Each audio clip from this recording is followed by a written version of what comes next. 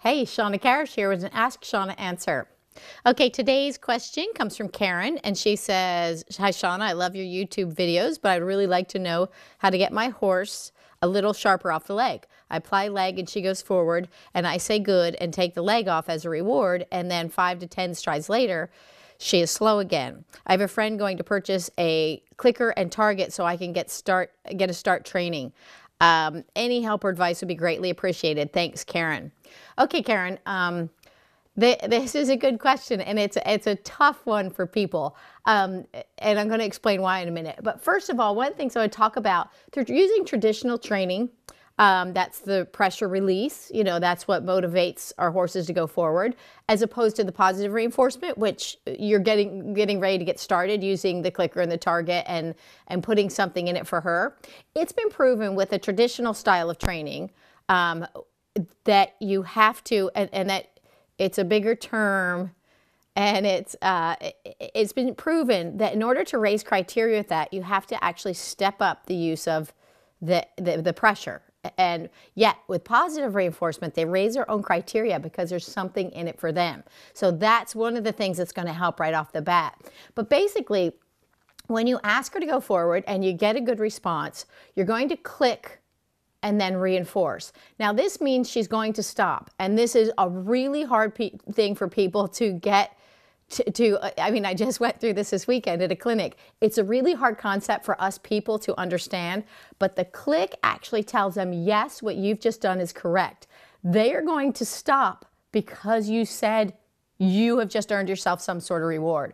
So people think I'm feeding the stopping, but they remember precisely what earns them the click. So once the click or the bridge signal is conditioned, that bridge signal is a conditioned reinforcer, or also called a secondary reinforcer, and it is the thing they're working for, because that tells them, yes, what you've just done is correct. So they hear that and they think, what did I just do to earn that reward? So while we tend to think that they're getting reinforced for stopping, they remember that they only stop because they heard the click. They heard you told them, yes, you may stop now to get some sort of reward. So don't let that hang you up. I know it seems so counterintuitive when we want our horse to go forward to think that, but they get to stop and eat. But we are the ones who initiate that. So it's very, very important.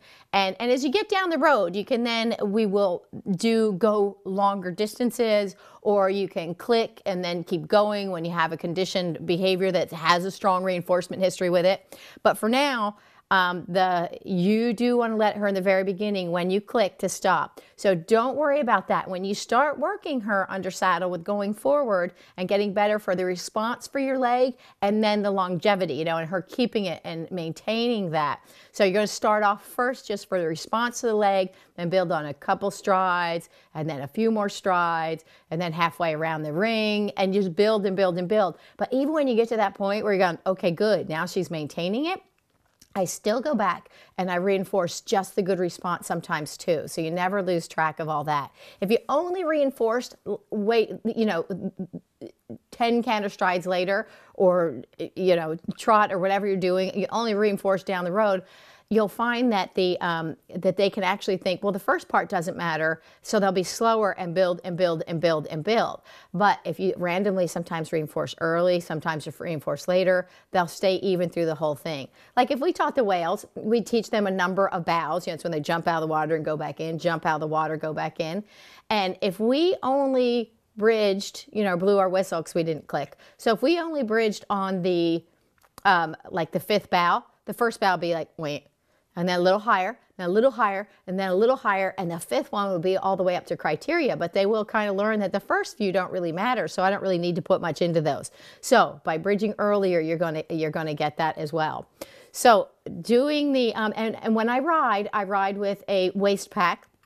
So I have food on me, or you can put some cookies in your pocket, but I find the waist pack is really nice. And then I have a stick clicker, and I attach a stick clicker to my riding stick. Even though I don't really use the stick end of the riding stick, it's a way that I can carry it, and it's very easy for me. But also the wrist clickers work really well for some people as well, because then at least they're attached to your wrist if you lose track of them. And I like the box clickers for that better than the button clickers.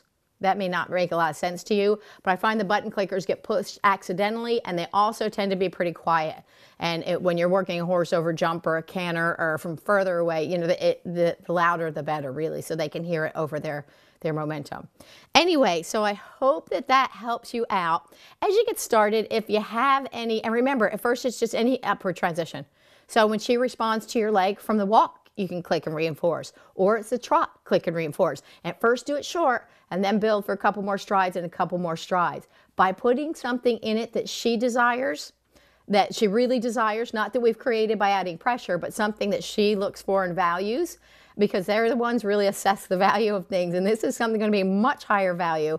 And you're going to find that she gets very motivated and invested in the training program and the outcome. So you stick with it and just give her a little bit of time to get kind of through that. And you're going to find in short order, you're going to find her working on those upward transitions and giving you more and more and more. If you have questions as you go along, or if you need encouragement, don't hesitate again to ask. Anyway, so I'm glad you're getting started with her.